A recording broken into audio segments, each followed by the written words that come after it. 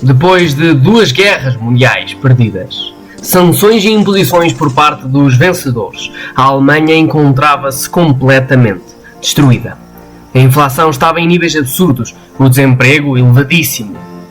A infraestrutura, o exército, o governo, tudo estava destruído. Ou melhor, tudo estava pronto para ser reconstruído, agora de uma forma diferente. Bem-vindos! Hoje vamos ver como a Alemanha tornou-se a 4ª maior economia do mundo. Olá, e hoje nós vamos falar sobre a Alemanha e sobre como a Alemanha se conseguiu tornar num país tão rico e tão desenvolvido como ele é hoje. Mesmo passando pelas 2 guerras mundiais e a destruição e as consequências sociais e económicas que vieram dessas 2 guerras. Por isso, se achaste interessante e se entraste no vídeo é porque achaste interessante o tema, deixa aqui o teu gosto e a tua inscrição, porque nós estamos sempre a trazer vídeos aqui para o canal, um short e um vídeo por semana sobre este tipo de temas. Por isso, muito obrigado pela tua inscrição e não vamos perder mais tempo, vamos então para o pós-Segunda Guerra Mundial. Nesta altura, a Alemanha estava dividida em 2, a Alemanha Ocidental e a Alemanha Oriental. A Alemanha Ocidental estava com a produção muito menor do que antes, de cerca de 1/3 da produção de alimentos e metade da produção de produtos. Ela estava com imensos problemas com a inflação, muito pela impressão de dinheiro durante a guerra, para conseguir pagar os custos a níveis militares e pelas políticas de controlos de preço. Tal como no pós-Primeira Guerra Mundial, os aliados venceram e então definiram o que é que iria acontecer com os países que perderam. No entanto, a ideia foi fazer uma coisa diferente do que foi feita na pós-Primeira Guerra Mundial. Isto porque no pós-Primeira Guerra Mundial a Alemanha foi tratada com muitas sanções e restrições económicas que acabaram por levar a economia alemã a nunca conseguir levantar-se a tempos de dificuldades, pobreza e falta de crescimento económico, o que acabou por criar um ambiente propício ao crescimento de autoritarismos e extremismos, tanto que posteriormente acabou por subir o Hitler ao poder, que viria então a iniciar a Segunda Guerra Mundial. Então, para que não acontecesse algo do género, os aliados decidiram tomar um caminho diferente. A ideia foi então ajudar o país a ser reconstruído, a reconstruir o país. Então terá sido esse o segredo do sucesso alemão? A ajuda dos americanos, do Plano Marshall? Bem, não. É claro, é assim, eu não estou a pôr em causa que o dinheiro que veio dos americanos e veio do Plano Marshall não tenha ajudado. Estamos a falar de 14 mil milhões de dólares de 1948 a 1952, que foram investidos para a recuperação da infraestrutura e da indústria. Mas se tivesse sido esse o segredo da Alemanha, então a Inglaterra e a França deveriam estar ainda com melhores indicadores económicos do que a Alemanha. Afinal, eles receberam mais dinheiro do que os alemães. Mas nós, olhando para a linha do tempo, conseguimos definir um momento em que, efetivamente, a economia alemã começou a crescer. E esse momento é com Ludwig Erhard ao chegar ao cargo de Ministro da Economia em 1949. Uma das primeiras medidas implementadas foi a redução de 93,5% da quantidade monetária, da quantidade de dinheiro que andava em circulação na Alemanha. Outra medida foi retirar todos os controladores de preços dos produtos, ou seja, dar espaço ao mercado para que ele sozinho determinasse os preços dos produtos, dando assim a oportunidade ao mercado para se reajustar às novas circunstâncias. E estas medidas vieram com o objetivo de lutar contra a inflação e lutar contra o mercado negro dos produtos. E a verdade é que estas medidas foram muito eficientes, tanto que passados só 6 meses do início de vigência das medidas, a produção já tinha subido em 50%. Outra medida também conhecida desta altura foi o que nós hoje conhecemos como a economia social de mercado. Em que é que isto consiste? A economia social de mercado consiste na ideia de que o mercado trabalha sozinho, na sua autonomia, na sua liberdade, e ele vai estimular, vai crescer, vai criar riqueza e vai trabalhar de forma autónoma. No entanto, o Estado não vai estar parado, não vai deixar de existir. Vai ter muita atenção nisto, ou seja, o Estado vai estar num papel de regulador, vai supervisionar o trabalho do mercado e vai intervir eventualmente quando for necessário essa intervenção. Mas a ideia da intervenção do Estado não é que o Estado ande lá sempre a interferir no que o mercado está a trabalhar. O Estado só vai intervir quando existir uma externalidade, quando existir um problema real em que esteja a existir uma injustiça, um problema no bom funcionamento. E a ideia é essa. Aliás, esta ideia de funcionamento do mercado trabalhar sozinho e por isso, tendencialmente, irá existir um maior crescimento económico, vai existir um ambiente de maior estímulo ao crescimento e o Estado não vai deixar de existir, mas vai passar a ter uma passar a ter uma posição de supervisão, de regulador e que vai de vez em quando intervir só para que as coisas se mantenham dentro da linha ideal de comportamentos. É muito similar a uma coisa que também já foi falada aqui no canal, até que foi a análise, o vídeo em que eu analisei o porquê e a trajetória de como a Noruega conseguiu chegar à posição que está hoje, que é o país mais desenvolvido no mundo, tem o maior IDH. Aliás, fica aqui no card o coisa do vídeo e no fim também vai ficar um sítio para clicar se quiseres ir ver o vídeo, que também é muito interessante, em que eu falo sobre como a Noruega saiu de um país mais ou menos do nível da França para o país mais desenvolvido do mundo. E se vires o vídeo vais reparar que vai haver se calhar algumas similaridades entre esta gestão e a gestão da Noruega. Mas pronto, depois no fim do vídeo podes ir então ver o vídeo, que é muito interessante. Mas voltando aqui então ao que a Alemanha fez. Além da economia social e das medidas contra a inflação e contra o mercado negro, foram também implementadas outras medidas, como seja leis contra os cartéis e contra os monopólios e isenções de impostos para empresas exportadoras, para assim conseguir estimular o mercado a conseguir produzir mais e exportar mais. Quanto aos gastos públicos, estes aumentaram, de modo a melhorar a infraestrutura e subsidiar a indústria do aço, que foi gravemente afetada durante a guerra. E estas medidas foram muito bem sucedidas, tendo a economia alemã subido 15% ao ano de 1948 a 1950. Como será de esperar, estas medidas não foram exatamente baratas para os cofres alemães. Mas embora isso, podemos concordar que esta abordagem por parte do Estado alemão conseguiu criar resultados bastante interessantes e bastante produtivos para a Alemanha, com um aumento do crescimento económico e um maior desenvolvimento humano. Podemos então reparar que esta ideia de conseguir uma boa relação, uma relação simbiótica entre o mercado com a sua liberdade e com a sua autonomia, com um Estado que não é ausente nem inexistente, mas também não está sempre a intervir e não tem sobre o seu poder tudo e mais alguma coisa, estando então com uma posição de regulador que vai intervindo aqui e ali para conseguir corrigir. O Estado alemão tinha também alguns investimentos, além de fazer estas correções aqui e ali no percurso normal do mercado. E quais eram então essas áreas que o Estado alemão decidiu investir, em especial nesta altura em que se estava então a reconstruir enquanto nação? Foi a área da infraestrutura, ou seja, estradas, ferrovias, tudo para desenvolver os transportes a meio de locomoção das pessoas e, eventualmente, das cargas das empresas. A educação, de forma a formar mais pessoas e conseguir ter um nível de formação, a população tem um nível de formação mais alto, e a saúde, com os óbvias vantagens de ter um bom sistema de saúde, um país.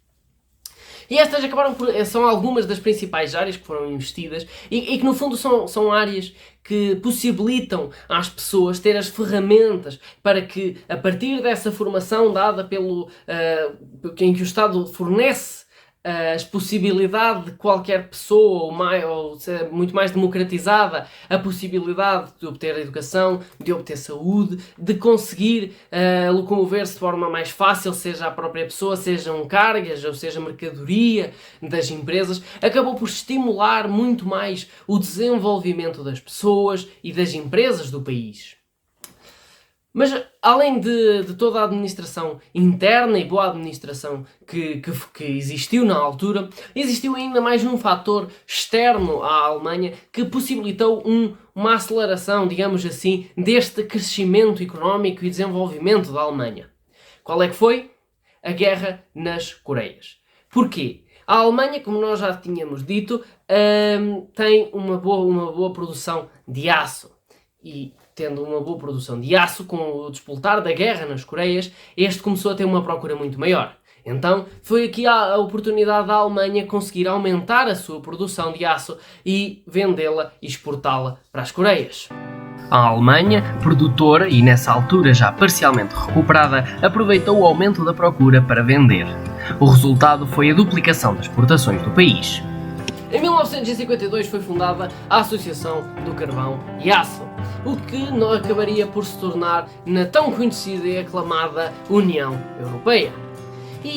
Mas esta associação aqui do carvão e do aço, da qual a Alemanha foi uma das fundadoras, viria a beneficiá-la muito, mais especificamente a beneficiar a sua indústria. Isto porque agora é muito mais fácil para a Alemanha conseguir exportar para mais países. E tendo em conta que a economia alemã é bastante baseada na sua forte indústria e na sua forte exportação, então estava reunido o cenário para conseguir mais uma época de crescimento. Foi o que acabaria por acontecer. Qual é a consequência? A consequência para o Estado foi mais receita. Isto porque, vejamos, se nós temos um momento de crescimento económico e um momento de maior riqueza, isso significa que as empresas estão a produzir mais. E se as empresas produzem mais, o que é que isso significa? Mais pessoas estão a trabalhar, existem mais emprego, ou seja, mais impostos. E se as pessoas estão a trabalhar, e se há mais pessoas a trabalhar, o crescimento económico existe, uma taxa menor de desemprego, então as pessoas também têm mais poder de compra, têm mais dinheiro para gastar. E se têm mais dinheiro para gastar, então vão consumir mais. E ao consumir mais, o que é que acontece? Os impostos indiretos, os impostos sobre o consumo, também aumentam. Isto para não falar que se as empresas estão a produzir mais e se estão a exportar mais, então os lucros das próprias empresas também está maior. E se está maior, o ganho dos impostos sobre o lucro também vai ser maior. Ou seja, a receita do governo alemão estava a aumentar. Então os investimentos feitos durante toda a reconstrução estavam a dar lucro, estavam a dar proveito. E este aumento da receita permitiu ao Estado alemão continuar a investir naquelas áreas essenciais. Nós podemos falar ainda em mais uma coisa. Podemos falar no Mittelstand. Este é um modelo voltado para as pequenas e médias empresas. Isto porque na Alemanha, na altura, as pequenas e médias empresas correspondiam a 70% das exportações. O objetivo era simples, pegar nas empresas nas pequenas e médias empresas e conseguir que elas chegassem a ser líderes de mercado. Embora que o objetivo fosse simples, a caminhada decisivamente não era. Mas o modelo conseguiu estimular as empresas a estabelecerem-se no mercado onde estavam a trabalhar e irem crescendo. Estas pequenas e médias empresas têm algumas vantagens comparativamente às empresas grandes, às megacorporações. Um exemplo será a questão do endividamento. Porquê? Vamos ver, estas pequenas e médias empresas, quando são analisadas, conseguimos chegar a uma conclusão muito interessante, que é, embora elas consigam estar sendo na primeira posição a nível internacional na área onde operam, como por exemplo a Human, que é uma empresa produtora de caixas de medicamentos, de embalagens de medicamentos, que lidera a nível internacional.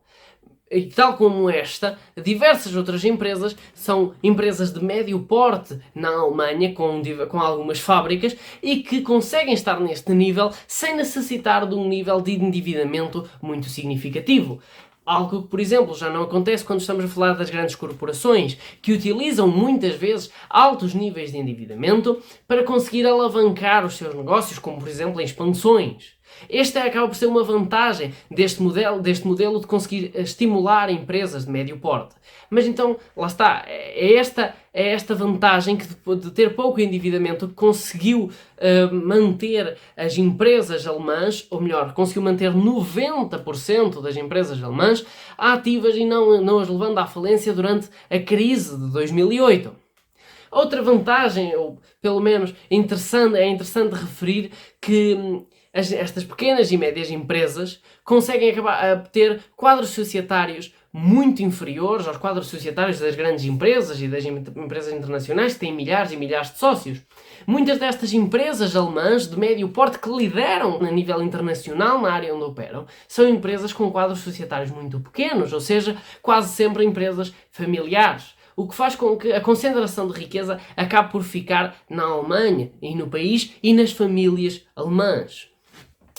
Mas nós podemos ver que, nós já vimos diversas características que mostram o porquê do sucesso da Alemanha, desde a qualidade da administração interna, a fatores externos ao país, à maneira como a própria população trabalha, como agora vimos, a estímulos às pequenas e médias empresas, mas nós ainda podemos referir mais um. Mas se estás a achar interessante, não te esqueças de deixar aqui o like e de me dizeres aqui nos comentários o que é que tu estás a achar, qual é a tua visão sobre tudo isto. Como estava a dizer, esse ponto são os Centros de Pesquisa Tecnológica, criados em diversas parcerias público-privadas que têm como objetivo criar então um centro que consiga ajudar a desenvolver tecnologias para as pequenas e médias empresas de modo a melhorar as tecnologias de produção. A verdade é que a Alemanha viveu tempos de enorme crescimento após 1950, tendo sido mesmo a economia que mais cresceu no mundo durante alguns anos. Para nós conseguirmos perceber o quanto crescia a economia alemã, podemos olhar para a taxa de desemprego em 1950, que era de 11%, e 10 anos depois, em 1960, a taxa de desemprego 1%. Nós estamos a falar de uma situação de pleno emprego. O crescimento económico conseguiu trazer um maior desenvolvimento humano para o país e uma maior qualidade de vida para as pessoas. A Alemanha voltava então a ser um dos países mais ricos e desenvolvidos do mundo. E nós podemos ter um meio de comparação entre a Alemanha ocidental e o seu crescimento económico com base em tudo o que nós já dissemos neste vídeo e em comparação com o que acontecia na Alemanha Oriental. A Alemanha Oriental, quando depois foi a união entre as duas Alemanhas, estava a necessitar desesperadamente, e não é um exagero o uso desta palavra, de ajuda financeira. Isto porque, enquanto que a Alemanha Ocidental era uma potência mundial, a Alemanha Oriental estava com altíssimas taxas de desemprego. Estava com baixíssima qualidade de vida as pessoas. E então nós podemos ver que esta cidade, porque no momento da reunificação foram necessários 500 mil marcos de investimento por parte da administração alemã na Alemanha Oriental. Segundo o Instituto de Halle, desde 1991 até 2009 foram investidos 1,3 trilhões de euros na Alemanha Oriental, de modo a que ela tivesse a mínima chance de conseguir ser competitiva comparativamente à Alemanha Ocidental. Isto por causa das condições em que se vivia na Alemanha Oriental, que esteve sob a gestão do regime comunista, que simplesmente nacionalizou grande parte da indústria e da infraestrutura, que teve como consequência o deterioramento e a falta de competitividade destas mesmas indústrias. Bem, felizmente com a unificação das Alemanhas, a Alemanha Oriental teve então o investimento por parte do governo alemão, e com o tempo as duas economias acabaram por se ir integrando, formando a Alemanha que hoje conhecemos, a quarta maior economia do mundo, inclusivamente a economia que tem o maior superávit em termos de exportações e com importações. Ou seja, a Alemanha é o país no mundo que consegue ter um maior índice de exportações do que importações. Nem a China consegue bater a Alemanha neste critério. Muito obrigado por teres visto o vídeo até aqui, e se o viste eu sei que estás interessado nestes temas, e então de certeza que já és inscrito aqui no canal e já segues aqui, já deixaste o gosto do comentário, seja com a tua opinião, seja a tua opinião igual ou diferente da minha. Aliás, se for diferente ainda melhor, porque assim uma pessoa até consegue debater qualquer coisa e ainda aprende mais alguma coisa. Por isso, muito obrigado por teres visto até este vídeo. Já sabes, partilha com os teus familiares e amigos para que assim o vídeo chegue a mais pessoas e leve este conhecimento do que é que aconteceu, para mais pessoas conseguirem tirar ilações e conseguir ter acesso a mais informação, porque um povo com mais informação e com informação fidedigna irá sempre fazer melhores escolhas do que um povo sem ela. Por isso, muito obrigado e até ao próximo.